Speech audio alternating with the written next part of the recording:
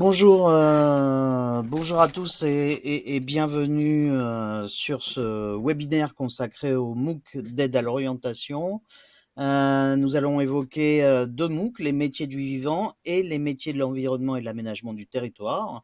Pour ce faire, nous avons le plaisir d'accueillir monsieur Philippe Prévost ainsi que monsieur Max Huguet.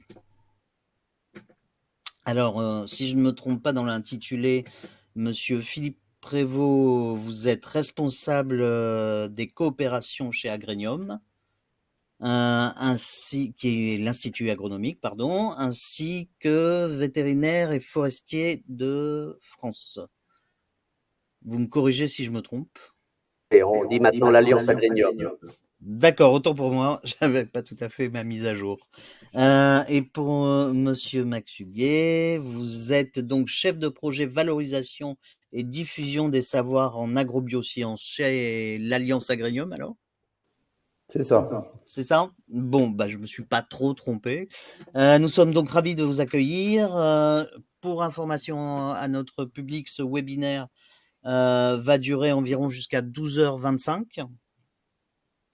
Pour tout le monde, à la fin de ce webinaire, un email sera envoyé pour avoir un lien vers le replay de ce webinaire. Ainsi, vous pourrez le consulter. Il pourra être vu par ceux qui ont manqué une partie. Monsieur Prévost, je vais vous céder la parole et vous laisser dérouler le début de ce webinaire. À tout à l'heure pour les questions. Merci. Vous m'avez remis mon son, il n'y a pas de souci.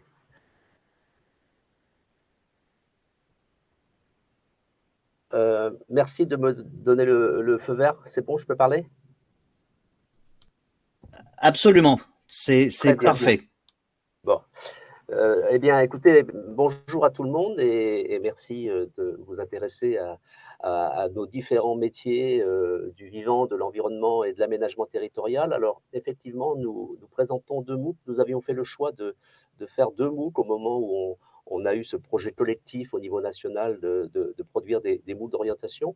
Et donc, ces MOOC, pourquoi on a prévu deux MOOC? Parce que, en fait, comme il y a aussi un MOOC de la transition écologique qui est assez en lien avec le MOOC de l'environnement et d'aménagement territorial, et puis parce qu'il y a beaucoup de secteurs professionnels, sachant qu'on a 7 grands secteurs professionnels qui ont une importance forte en France, puisque on représente l'ensemble des établissements d'enseignement supérieur public, de recherche et d'enseignement supérieur dans le champ de l'agriculture, l'environnement, l'alimentation et la santé globale. Et donc, vous voyez que c'est très large. Et donc, ces MOOC sont organisés en 4 séquences. Une première séquence où on vous décrit les grands secteurs professionnels. Une deuxième séquence où on vous montre l'offre de formation. Et cette offre de formation, on l'a vue globalement du bac jusqu'au doctorat. Donc, on est vraiment dans l'ensemble de l'offre d'enseignement supérieur court, enseignement supérieur à l'université et dans les grandes écoles. Et puis, on a aussi une information pour les personnes en reconversion pour la formation continue. Et puis, on a après 2 autres séquences, une qui présente chacun des métiers que vous pouvez approfondir. Vous pouvez approfondir un certain nombre de métiers de votre choix. Et puis, évidemment, à la fin, on essaie de vous montrer comment, à partir d'exemples de situations professionnelles agricoles ou alimentaires ou environnement, eh bien, les gens travaillent ensemble et que pour un même secteur, une même catégorie de métiers, vous pouvez choisir différents types de formations. Donc, les grands champs professionnels dont je vous parle, c'est 7 secteurs. Il y a un grand secteur qui concerne ce qu'on appelle plus globalement l'agriculture, l'agriculture qui est l'activité de production agricole, et donc avec les différents métiers possibles, de plus en plus de gens qui s'installent en agriculture, en horticulture, en viticulture, en élevage, eh bien, ont une formation post-bac, beaucoup de BTS, mais aussi on a un certain nombre d'ingénieurs qui participent au renouvellement générationnel. Vous avez dû en entendre parler dans les médias. Il y a un besoin de renouvellement générationnel de l'ensemble des acteurs de l'agriculture. Après, un autre grand secteur, hein, puisque faut savoir qu'en France, c'est un des principaux secteurs d'exportation, c'est l'agroalimentaire. C'est-à-dire que nous, en France, on vend assez peu, même si on vend des céréales, mais on vend assez peu de produits non transformés, ce qu'on appelle matières premières agricoles, mais on vend beaucoup de produits transformés, hein, que ce soit des produits laitiers, des produits cuisinés, etc., etc. Et donc le vin, évidemment, les jus de fruits. Et donc il y a tout un secteur important qui sont très qui sont très importants en nombre d'emplois et en catégorie d'emplois. Après, vous avez tous les métiers de la santé animale. Hein. Là, je suis sur la colonne de gauche de ma slide pour décrire les secteurs professionnels des métiers du vivant. Les métiers de la santé. Philippe, attends, tu n'es pas en mode présentation, là, donc tu as les slides qui ne défilent pas. Ah, ben pourtant, je suis en mode... alors, je ne suis pas en mode présentation. Alors, je remets... Repartage-le peut-être. Excusez-moi. Là, vous n'avez pas cette deuxième... Vous l'avez là? Ouais, c'est bon. Ok. Alors, je le mets en mode présentation. Et là, ça défile? Non, d'accord. Donc, je termine sur cette slide et je ferai un nouveau partage. Donc, le secteur des métiers du vivant, donc les métiers de la santé animale, beaucoup connaissent évidemment le métier de vétérinaire, mais dans la santé animale, il n'y a pas que les vétérinaires. Hein. Il y a aussi les assistants vétérinaires, mais aussi tous les gens qui s'intéressent à l'étude des animaux et leur comportement. Et puis ensuite, vous avez des métiers de service dans le secteur des métiers du vivant, évidemment, à la fois dans le monde des semences, dans le monde des matériels agricoles, dans le monde des conseils, par exemple. Aujourd'hui, avec le développement des usages numériques, il y a beaucoup de conseils sur le choix d'applications utilisables dans les différents métiers du vivant. Donc ça, ce sont les différents métiers du secteur des métiers du vivant. Et puis sur le secteur des métiers de l'environnement et de l'aménagement territorial, on les a catégorisés en trois grands groupes. Les métiers de la gestion des ressources naturelles. Alors, ressources naturelles, hein, ça va sol, biodiversité, eau, et puis donc évidemment forêt. Et donc dans ce secteur-là, il y a aussi aujourd'hui de plus en plus d'emplois. Hein. Alors évidemment, il y a de l'emploi, en particulier dans la gestion de l'eau, puisqu'il y a beaucoup de... il y a à la fois l'eau, les usages de l'eau, mais aussi tout ce qui concerne l'assainissement hein, des eaux utilisées, en particulier les eaux usées. Il y a tout ce qui concerne les métiers liés à l'écologie, mais là, je vous renvoie aussi sur les métiers de la transition écologique. Hein. Et puis, il y a des métiers autour des déchets, autour et puis évidemment de tous les métiers de la forêt, que ce soit la gestion de la forêt ou la valorisation de la forêt et donc du bois. Et puis, l'autre grand secteur, ce sont les métiers de l'aménagement.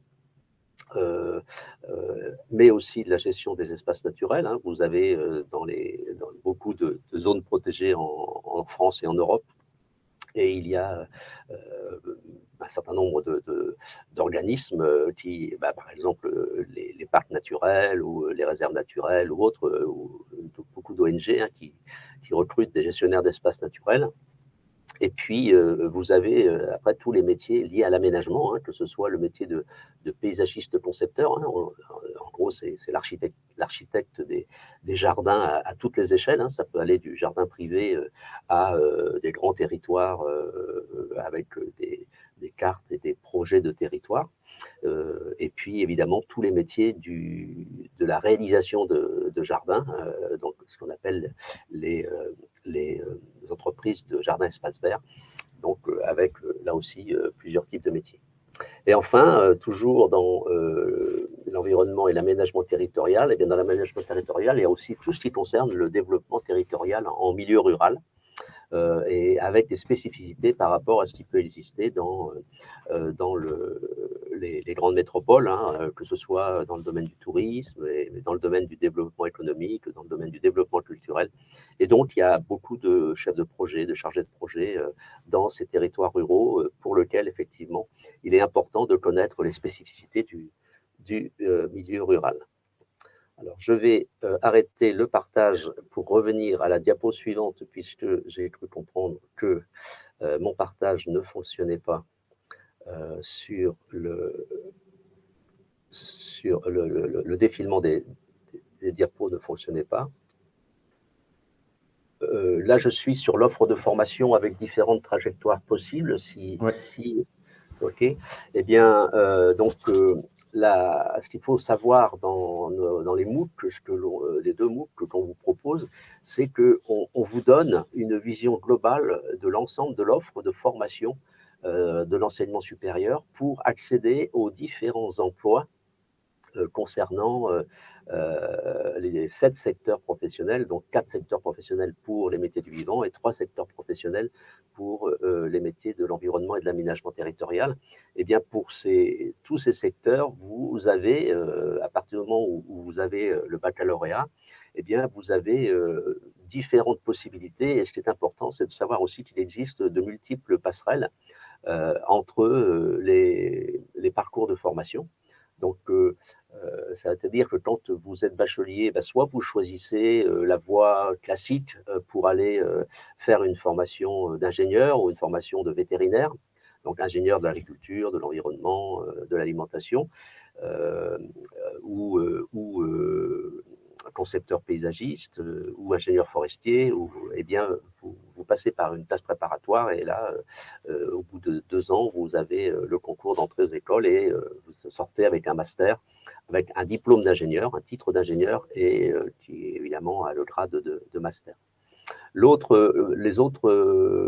voie de formation longue, c'est la formation universitaire en allant directement en licence, sachant que quand vous allez en licence, c'est normalement la voie pour aller vers un master. Alors, alors il y a des masters dans le champ, agriculture, alimentation, environnement, santé, et donc on a mis master agrobiosciences, mais en général, c'est fait souvent en partenariat entre les universités et les grandes écoles du ministère de l'Agriculture. Mais vous avez aussi un master MEF qui concerne les métiers de l'enseignement, hein, qui est l'école de formation des enseignants de lycée agricole, hein, qui est à Toulouse.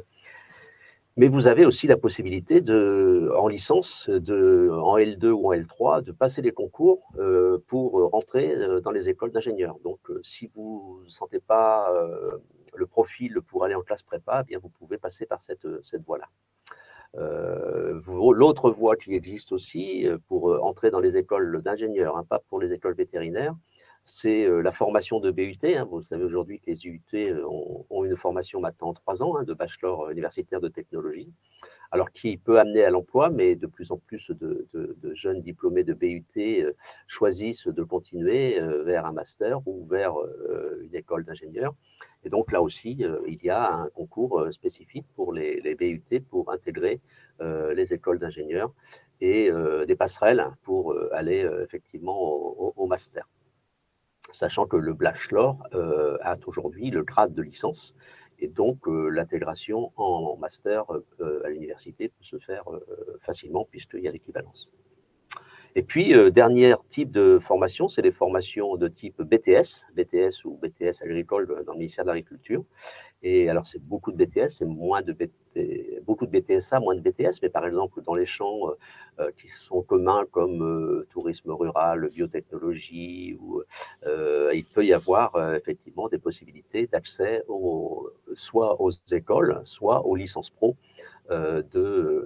qui sont partagées, soit d'universités, soit partagées entre l'université et les grandes écoles.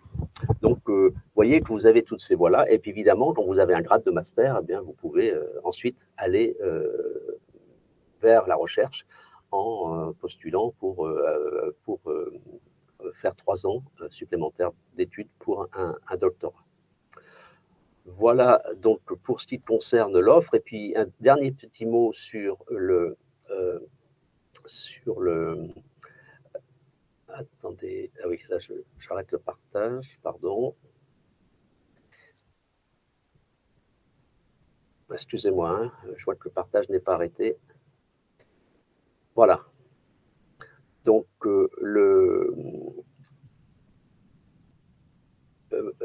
vous le voyez là, donc je mets en mode. Excusez-moi, j'ai petit souci, ça m'arrive pas d'habitude, je ne comprends pas. Philippe, je pense que tu n'as plus la main sur le partage, donc tu peux juste présenter ce qu'il y a à l'écran et le partage se fait tout seul. Ah, ok. Philippe, vous avez juste à nous guider pour les slides. On a pris la main pour pouvoir afficher en plein écran, car votre affichage était trop petit. Voilà, mettez en plein écran. Ok. Bon, merci. Excusez-nous hein, pour ce petit souci technique. Et donc, sur les MOOC, on les a conçus de la façon suivante, hein, c'est-à-dire que pour rendre la circulation dans les informations plus facile, eh bien, on a proposé à une youtubeuse d'animer ces MOOC. Et donc, c'est une jeune youtubeuse qui vous accueille et qui vous permet d'aller d'une activité à une autre sur les 4 séquences, sachant que à chaque fois, eh bien, sur chacune des séquences, on fait intervenir des alumni, hein, des personnes qui ont fait, qui sont dans les métiers dont on vous parle, qui ont fait les formations dont on vous parle dans le MOOC, de manière à donner de la chair. Donc, dans la séquence 2 où on vous présente l'offre de formation, eh bien, vous avez des témoignages d'étudiants en podcast hein, que vous pouvez évidemment écouter directement sur votre mobile. Et puis, sur les métiers, eh bien là, vous avez des vidéos courtes de témoignages de professionnels correspondant au métier qu'on vous présente. Et donc, voilà pour ce que je voulais dire pour introduire cet échange. On est bien entendu avec Max à votre disposition pour vous donner toutes les informations que vous souhaiteriez sur à la fois les métiers et les formations liées au secteur du vivant et au secteur de l'environnement et de l'aménagement territorial. Merci, je suis à votre écoute. Alors, donc Philippe et Max, nous avons déjà quelques questions. Je vais vous les relayer. La première sera, pourriez-vous aborder les métiers de la transition écologique au sein de la fonction publique, qui est rejoint par une deuxième question. De Denis. Bonjour, j'aimerais connaître les métiers de la transition énergétique. Qui veut répondre? Les métiers de la transition. Les métiers de la transition écologique, je ne vais pas pouvoir. Il y a un MOOC spécifique sur les métiers de la transition écologique, parce que vous avez bien vu que maintenant, avec le gouvernement qui a une démarche de planification écologique, ça ne concerne pas seulement les secteurs dont je vous parle aujourd'hui, agriculture, alimentation, environnement et santé globale, mais ça concerne vraiment tous les métiers, que ce soit dans les métiers du numérique, dans les métiers du logement, dans tous les métiers industriels. On parle de transition écologique, hein, parce que donc là, moi, je vous conseille vraiment d'aller voir le MOOC de l'UVED, hein, dans lequel nous, on a contribué, évidemment, parce que ça concernait l'ensemble des métiers. Dans les champs qui nous concernent, la transition écologique, les métiers de transition écologique, ils sont en fait, il y a assez peu de nouveaux métiers, en dehors de métiers qui vont être autour de la responsabilité sociale et environnementale, dans les entreprises agroalimentaires, dans les entreprises, dans les coopératives agricoles, etc. Mais en revanche, tous les métiers dont je vous ai parlé et tous les métiers de l'agriculture, de l'alimentation, de l'environnement et de la santé globale sont change du fait de la transition écologique. C'est-à-dire qu'il faut prendre en compte, par exemple en agriculture, la réduction des intrants de synthèse, l'adaptation au changement climatique. Ça veut dire que dans les semences, eh bien, il faut trouver des nouvelles variétés pour s'adapter au changement climatique. Dans la production agricole, il faut changer de système agricole. Il faut plutôt enrichir les sols en matière organique et ne pas utiliser d'intrants chimiques. Là aussi, pour l'alimentation, eh bien, on passe d'additifs chimiques dans les aliments à soit l'absence d'additifs, soit des additifs naturels. On diminue la quantité de protéines animales pour favoriser les protéines végétales, etc., etc. Et donc, c'est tous les métiers qui changent dans le domaine. Alors, dans la transition énergétique, là, c'est plus là, il y a des nouveaux métiers parce que, en fait, avec le développement des énergies renouvelables, en particulier le photovoltaïsme, eh bien, peut-être certains d'entre vous ont parlé de l'agrivoltaïsme, mais on est sur une démarche aujourd'hui de développer dans les milieux ruraux des fermes photovoltaïques, mais qui n'empêchent pas la production agricole. En particulier, on a vu l'exemple de moutons qui pèsent sous des panneaux photovoltaïques et ça ne gêne pas les moutons et ça produit en même temps de l'énergie et de l'herbe pour nourrir les moutons. Donc après, il y a tout le bois énergie. Hein. Vous avez tous vu des granulés bois. Eh bien, en fait, il y a un vrai développement dans la transition énergétique de toute une filière de bois énergie.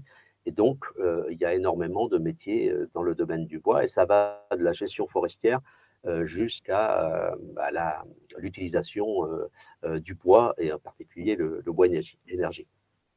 Donc voilà, donc c'est sur ces métiers, en fait, il y a à la fois les métiers actuels, les métiers traditionnels qui se transforment sous l'effet de la transition écologique. Mais en fait, nous, en agriculture, alimentation, on ne parle pas d'une transition, hein, parce que la transition alimentaire, elle est tout aussi importante, hein, avec le développement de l'alimentation végétale au détriment de l'alimentation animale. Et la transition numérique, avec le développement des usages numériques dans tous les champs d'activité, sont aussi importants que la transition écologique et la transition énergétique. Je ne sais pas si... Alors, je peux pas donner des exemples très précis des métiers de la transition écologique, mais là, vraiment, aller vers le MOOC métier de la transition écologique, parce qu'il y a vraiment des exemples précis. Vous en aurez en agriculture, mais en agriculture, par exemple, je sais, dans les métiers de la transition écologique, dans le MOOC, il y a un métier de conseiller agricole en viticulture, mais c'est un métier historique. C'est parce qu'il conseille en agriculture biologique qu'il est dans la transition écologique. Mais en fait, c'est un métier traditionnel, ce n'est pas un nouveau métier.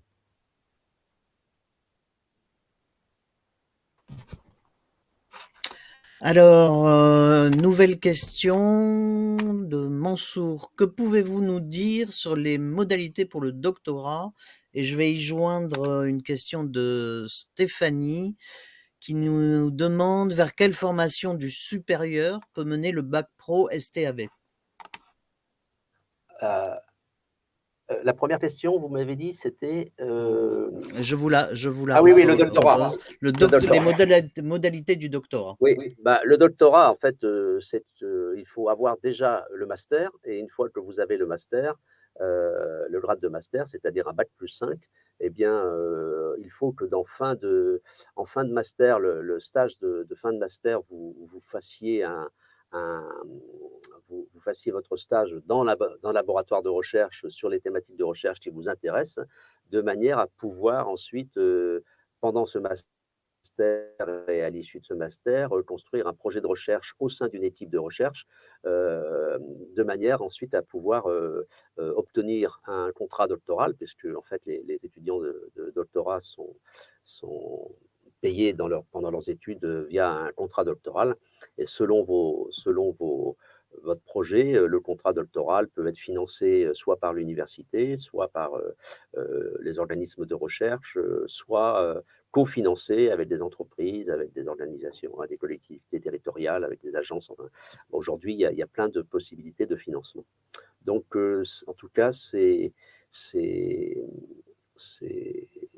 doctorat, faut déjà aller au master. Pour la question de la jeune qui est en bac technologique STAV,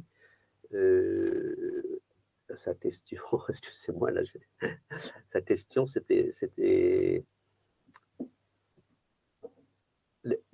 l'étudiante là de Oui, pardon, nous avons j'ai eu une petite coupure de son. Donc la question était en fait sur le STAV. Oui, mais le STAV, c'est un bac technologique et sa question d'orientation, c'est sur quoi? Question. C'était le lien avec l'enseignement supérieur, il me semble. Quels sont les ponts et les passerelles? Les passerelles, en fait, quand on a un bac technologique STAV, on peut soit, c'est un bac, donc on peut aller, toutes les voies que j'ai proposées sont possibles. Le plus facile, quand on a un bac technologique, le plus courant, on va dire, c'est le BTS alors le BTS agricole en général, quand on a un bac STAV, parce que c'est un bac sciences et technologies de l'agronomie et de l'environnement. Donc, il y a le BTS agricole, mais il y a aussi les BUT. Il y a beaucoup de bacs STOV dans les BUT, sachant que désormais, les IUT ont un quota de BTS à prendre, de bac technologique à prendre dans leur formation. Donc c'est assez facile d'accéder si on a un bon dossier en IUT, en BUT. Mais il y a aussi des classes préparatoires spécifiques quand on veut aller dans les grandes écoles ingénieurs publics. Il y a des classes préparatoires qui s'appellent TB, technologie biologie, et qui permettent de passer le concours d'entrer aux grandes écoles au bout de 2 ans. Donc, toutes les écoles ont quelques étudiants qui viennent de ces classes préparatoires. Alors, il y en a moins que des classes préparatoires pour les bacs généraux, mais il y en a quand même un certain nombre en France. Et puis, évidemment, il y a aussi l'université, puisque avec un bac technologique, on peut accéder à des formations universitaires.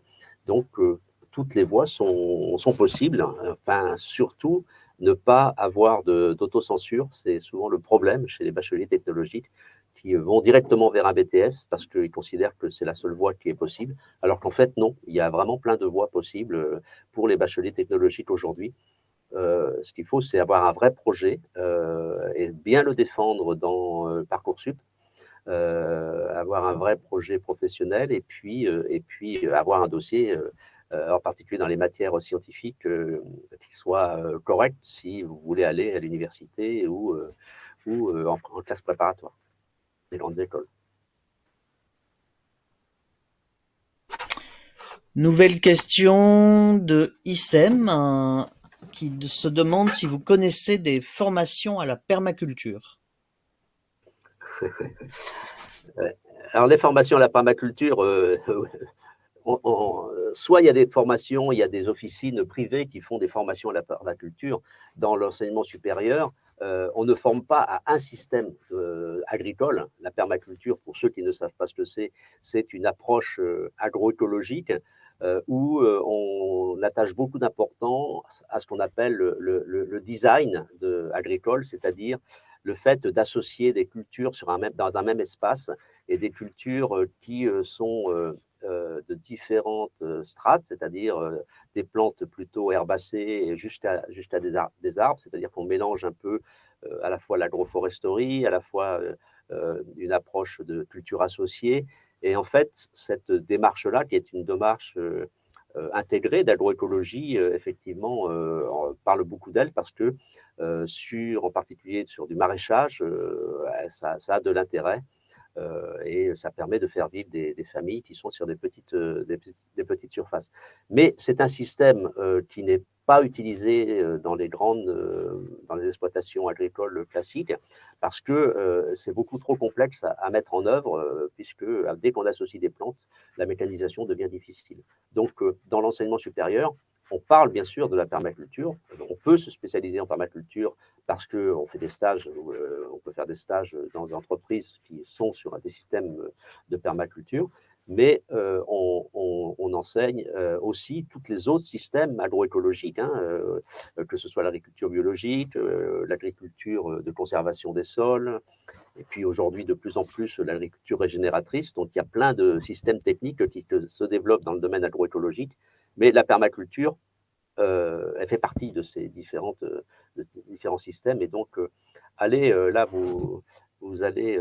Alors, il y a une formation privée qui existe, qui s'appelle le Bec et Loin. Donc, allez voir la ferme du Bec et Loin. Ils font des stages de formation à la permaculture. C'est en Normandie. Et il y a une autre formation qui existe en Ardèche qui s'appelle.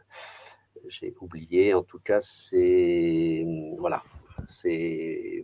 Vous tapez Pierre Rabhi et vous allez trouver un lieu qui forme à la permaculture. Alors, nous allons enchaîner avec une question de Marianne qui s'interroge et demande quels sont les différents BTS dans le domaine de l'environnement.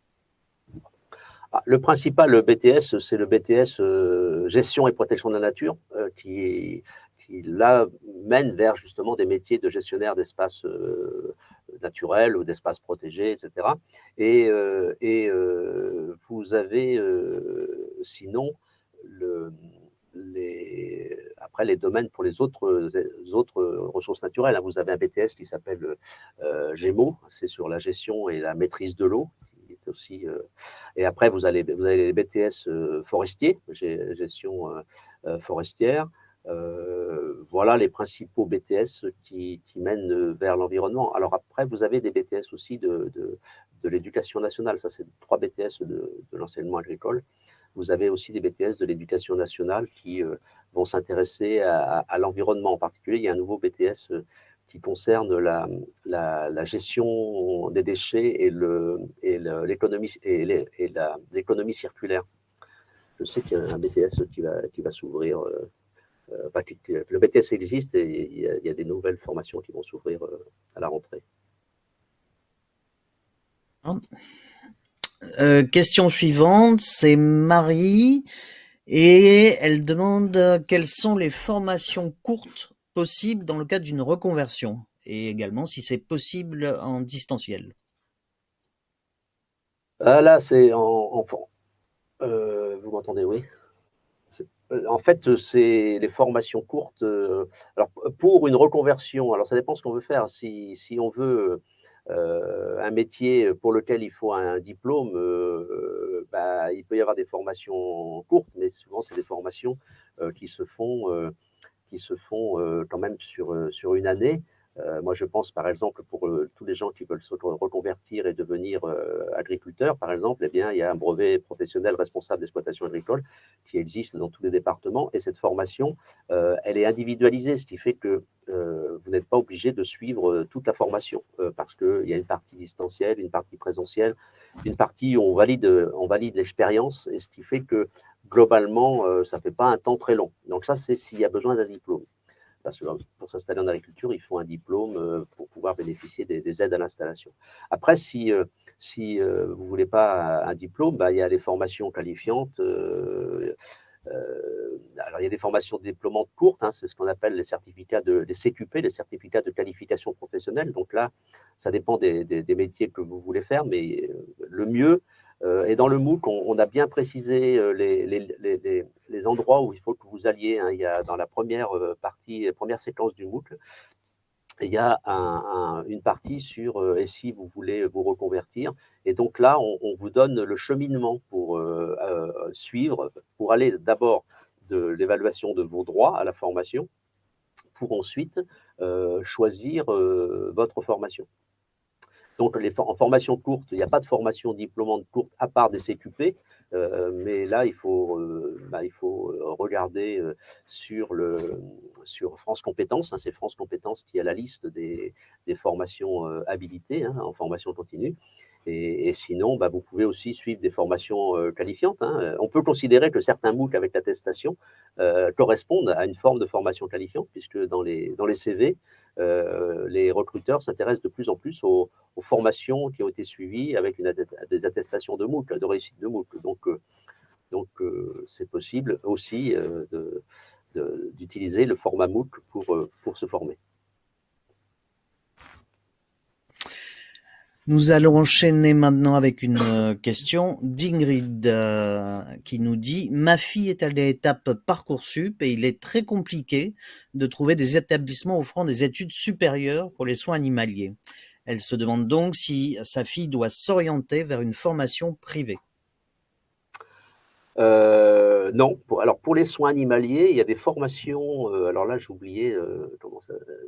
Il y a des formations qui sont des certificats de spécialisation qui existent dans l'enseignement agricole, en particulier à la fois sur les soins animaliers, hein, que ce soit pour les animaux domestiques, enfin, surtout pour les animaux domestiques, oui. Et donc là, il faut aller plutôt sur l'offre de l'enseignement agricole. Il faut aller sur le site Chlorophylle. Et là, vous pourrez avoir l'offre de formation pour les soins animaliers. Mais il y a des établissements publics dans les lycées agricoles qui le font.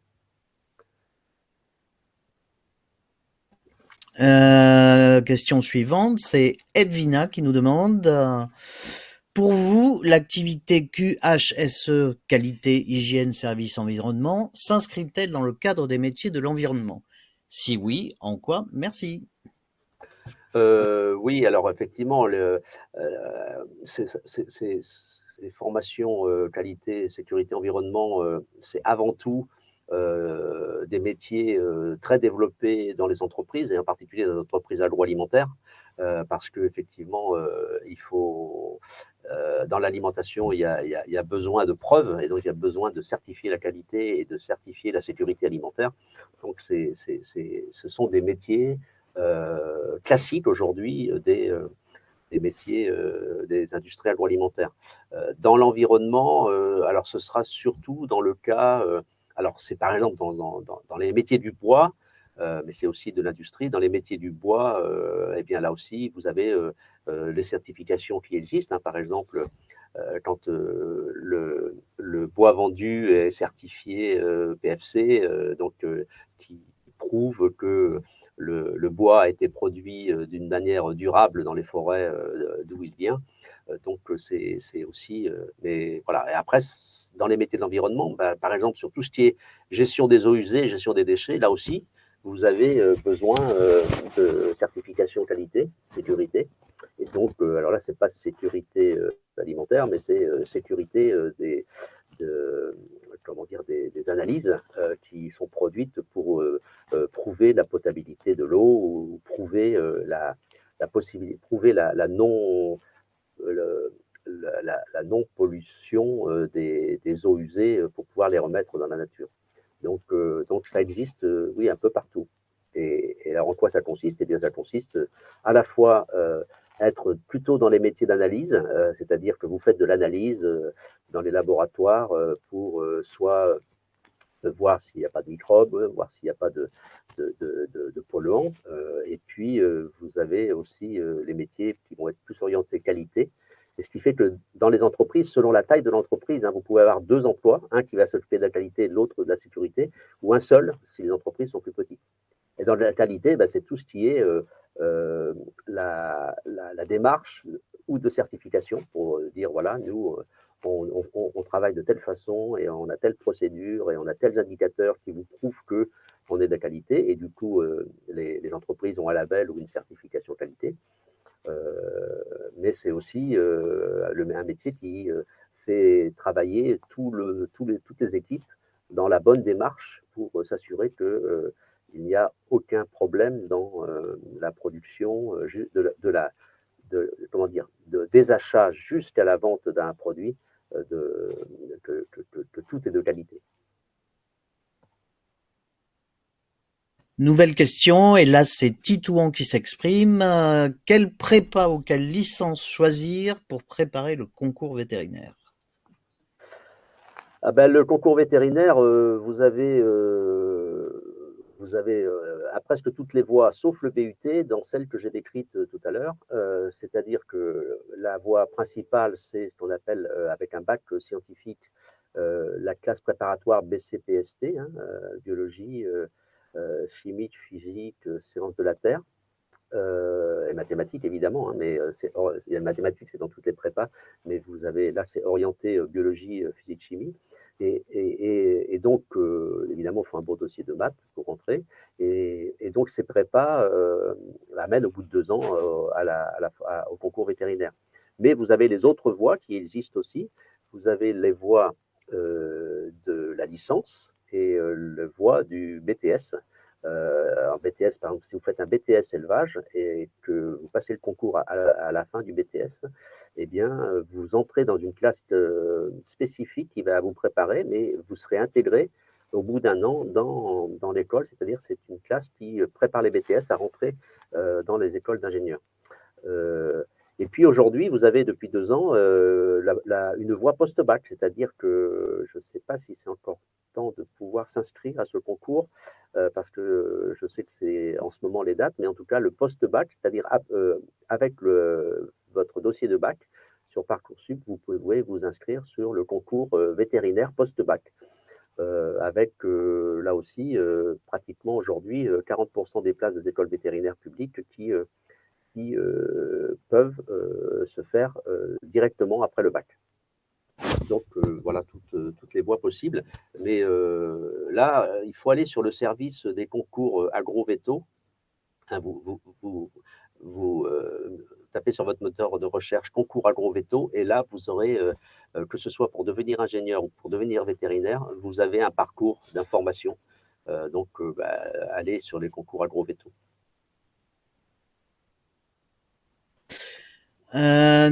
On s'interroge encore, mais là à partir du lycée, c'est Valérie qui nous pose la question.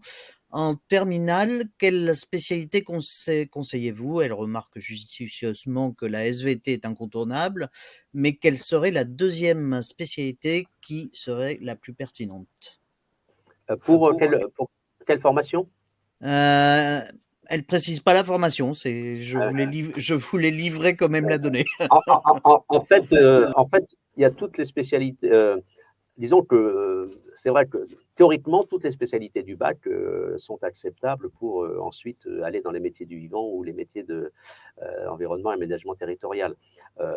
Mais comme tous ces métiers ont une base, il y a une base scientifique et technique quand même, eh bien ça veut dire que les spécialités mathématiques, physique, chimie et SVT sont les spécialités les plus recommandées pour ces métiers. Alors, sachant que, comme en terminale, il n'y a plus que 2 spécialités, donc ce que conseillent en général les personnes, c'est soit physique, chimie, SVT, qui sont les 2 spécialités les plus importantes pour nos métiers, mais avec un peu de maths complémentaire et avoir un dossier de première de maths qui soit un bon dossier. Sinon, pour rentrer en classe prépa en particulier, c'est vrai qu'une spécialité maths physique ou maths SVT, ce sont les spécialités les plus, en tout cas la base mathématique est importante parce que les classes prépa font beaucoup appel aux mathématiques. Les maths sont toujours aussi incontournables. Serge nous demande: j'aimerais bien faire une formation sur l'assainissement et la gestion de l'eau et des déchets. Où puis-je trouver cette formation? Voilà qui est précis. Là, alors tout ce qui est assainissement et gestion des déchets, donc vous avez des BTS gestion et maîtrise de l'eau qui sont des BTS vraiment dans le cœur du sujet. Et sinon, vous avez une école d'ingénieurs qui s'appelle l'ENGES, qui est l'école de l'eau de Strasbourg, qui travaille à la fois sur la qualité, l'eau amont, avant d'arriver à notre robinet, et puis l'eau aval, c'est-à-dire juste à la gestion des eaux usées. Après, sur la gestion des déchets, j'ai oublié le nom de la formation, mais il existe une formation de BTS à l'éducation nationale.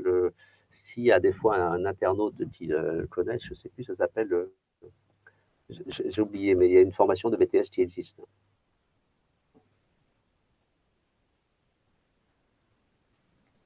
Alors, là encore une question très pointue de la part de Laure, qui se demande quelle formation suivre pour devenir comportementaliste animalier. Comportementaliste animalier. Alors, en fait, tout à l'heure, il y avait une question sur les soins animaliers. Et c'est vrai que sur les soins animaliers, c'est plutôt des métiers qui se font avec un bac+2 ou un certificat de qualification professionnelle ou un certificat de spécialisation. Comportementaliste, c'est plus une formation qui va être orientée sur l'éthologie, sur l'évolution comportementale. Et donc là, c'est soit de la recherche, soit du conseil, soit du soin. Et donc, la voie royale, c'est la formation de vétérinaire, hein, parce que quand vous faites la formation vétérinaire, ensuite, vous pouvez vous spécialiser en faisant un master associé sur le comportement animalier, hein, donc plutôt orienté tout ce qui est éthologie. Et sinon, vous avez des masters plutôt dans le domaine de la psychologie, et avec, donc au départ, avoir une filière plus psychologie ou biologie, et après vous orienter sur l'éthologie. Et donc, il faut regarder dans l'offre de master existante. Alors, question de Corinne, et là on est sur un domaine d'avenir. Elle se demande quel est le parcours à suivre pour aller vers des métiers qui touchent à l'observation des milieux marins ou aux animaux marins. Merci. Alors, dans notre domaine, on a une école d'ingénieurs, hein, qui est l'Institut Agro de Rennes, Angers, et donc à Rennes. Ils sont spécialisés dans tout ce qui est marin, donc à la fois orienté pêche, pisciculture, aquaculture, etc. Donc là, c'est plus du coup dans à la fois la production, mais il y a aussi les possibilités d'aller vers de la recherche et de la connaissance sur les milieux marins. Et puis, sinon, on est plutôt dans les filières universitaires, là aussi, en commençant par une licence de biologie, pour ensuite vous orienter sur une offre. Et donc là, faut plutôt aller regarder du côté des universités de mer. Alors, soit sur l'Atlantique, hein, je pense à l'université de Brest, à l'université de Rennes, mais aussi l'université de Dunkerque qui travaille sur ce sujet-là. Et puis sinon, sur la Méditerranée, regardez l'offre qui existe à l'université Aix-Marseille. Mais je pense que c'est quand même beaucoup plus, sur tout ce qui est biologie marine, c'est quand même beaucoup plus la Bretagne qui a l'offre la plus consistante. Nous allons maintenant prendre les 2 dernières questions car, hélas, nous nous rapprochons de la fin de ce webinaire tout à fait passionnant, et qui se déroule trop vite. Alors Ambre nous demande: connaissez-vous des chercheurs issus de BTSA production animale qui se seraient reconvertis aux alentours de 30 ans? Et sa question continue ainsi: est-ce possible de devenir chercheur lorsqu'on se reconvertit? Y a-t-il des débouchés dans le domaine de la biologie animale? Oui, moi, question est oui. Moi-même, j'ai fait une thèse à 35 ans. Donc, je sais que la reconversion, c'est toujours un parcours du combattant, mais aujourd'hui, entre les possibilités de financement, parce que quand on est en reconversion, le problème majeur, c'est de pouvoir continuer à vivre. Mais aujourd'hui, quand vous avez un BTS, vous pouvez effectivement, il y a un gap pour passer à la recherche et faire un doctorat. Ça veut dire qu'il faut qu'il y ait une formation scientifique qui soit entre le BTS et la formation de doctorat. Mais là, ça peut être commencer par une licence. Si vous commencez par une licence professionnelle, ou que vous pouvez essayer peut-être de vous faire financer avec votre compte professionnel, votre compte personnel de formation. Ensuite, une fois que vous avez le grade de licence, eh bien là, vous pouvez aller vers un master. Et là, il y a plein de masters, que ce soit des masters de l'université ou des masters d'école d'ingénieurs. Il y a plein de masters qui pourront vous accueillir. Donc, regardez un peu l'offre en biologie animale. Toutes les écoles d'ingénieurs ont une offre sur ce domaine-là. Et donc, et puis, dans les masters, aujourd'hui, il faut savoir qu'on manque de doctorants. Et du coup, on trouve, comment dire, les laboratoires cherchent des profils nouveaux. Et donc, quand on est en formation continue et qu'on a la motivation pour soi et le courage pour bosser, pour moi, oui, allez-y, foncez. Après une thèse, on voit les choses différemment. Donc, allez-y.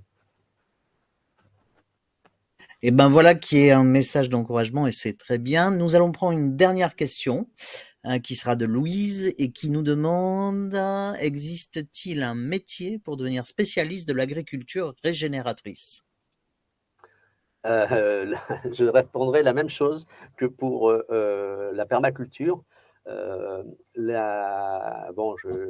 Hier, j'ai animé un webinaire sur l'agriculture régénératrice et en fait, l'enseignant-chercheur, je répète ce qu'il a dit, l'enseignant-chercheur de Toulouse, qui a dit nous formons à tous les types d'agriculture écologique et pas seulement à une forme d'agriculture écologique. Alors après, il y a des formations continues sur l'agriculture régénératrice.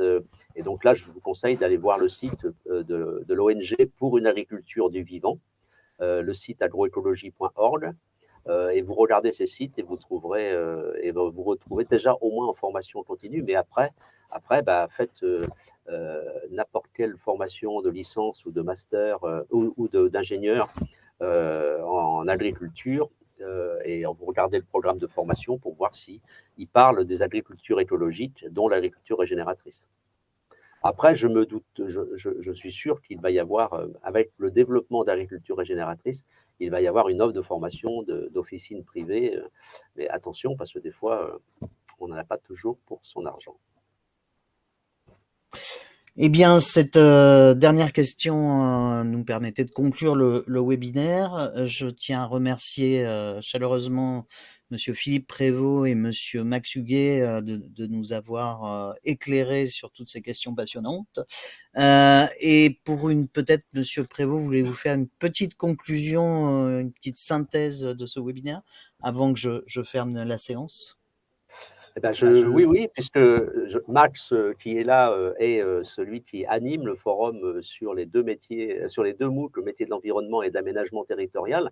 Et donc, inscrivez-vous, l'inscription est toujours ouverte jusqu'en juin. Et donc, n'hésitez pas à vous inscrire pour suivre le MOOC. Et effectivement, les questions que vous n'avez pas pour lesquelles vous n'avez pas eu de réponse aujourd'hui, eh bien, vous pourrez les avoir via le forum ouvert sur les MOOC. Voilà, je vous conseille aussi d'aller regarder, pour tous ceux qui ont posé des questions sur les métiers de la transition écologique, je vous conseille d'aller voir aussi le MOOC de l'UVED sur la transition écologique. Et je vous souhaite bonne orientation, bonne reconversion et puis surtout, effectivement, dans le choix de métier, aujourd'hui c'est important et on peut changer de métier et que ce soit en formation initiale ou en formation continue, on a la chance en France d'avoir des possibilités qui sont de plus en plus intéressantes. Il nous reste à remercier également nos internautes d'être venus à ce webinaire. Nous vous rappelons que vous allez recevoir un lien pour le replay. Et surtout, comme l'a rappelé Monsieur Prévost, n'hésitez pas à vous inscrire au MOOC. Le premier étant MOOC, donc les métiers du vivant, et le second, les métiers de l'environnement et de l'aménagement du territoire. Les liens seront dans le chat et également dans les mails que vous recevrez avec le replay. Je vous souhaite à tous une très belle journée. Merci. Merci. Au revoir. Au revoir.